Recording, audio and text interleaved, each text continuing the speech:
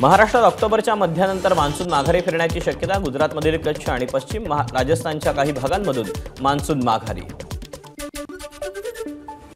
कोकण आणि पश्चिम महाराष्ट्राला जोडणाऱ्या भुईबावडा घाटात दरड कोसळल्याने वाहतूक बंद। करूळ आणि भुईबावडा दोन्ही घाट बंद असल्याने कोंढा घाट मार्गे वाहतूक वळवली।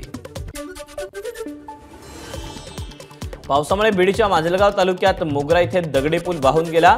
डाकेपिंपरी, कोथळा, साळेगाव, खदगवाण, पवनेर, डिग्रस या गावांना जाणाऱ्या रस्त्यांचा संपर्क तुटला।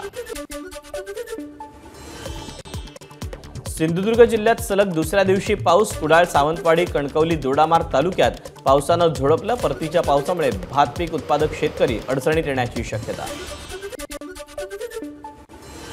रायगडच्या माणगाव तालुक्यात ढगफुटीसारखा पाऊस। आठवडाभराच्या विश्रांतीनंतर पावसाची जोरदार बॅटिंग। ओढ्यातील पावसाच्या पाण्यात एक इको कार अडकली तर मोटरसायकल वाहून गेल्याचा व्हिडिओ व्हायरल। पुणे पोलिसांची शहरातल्या अनेक गणेश मंडळांवर कारवाई। गणेशोत्सव काळात मंडळांवर नोंदवले 31 गुन्हे। ध्वनी प्रदूषणासह छेडछाड, किरकोळ वादासारख्या गुन्ह्यांचा समावेश। राष्ट्रसंत तुकडोजी महाराज स्वच्छ ग्राम स्पर्धेचा राज्यस्तरीय पुरस्कार वितरण सोहळा छत्रपती संभाजीनगरमध्ये संपन्न।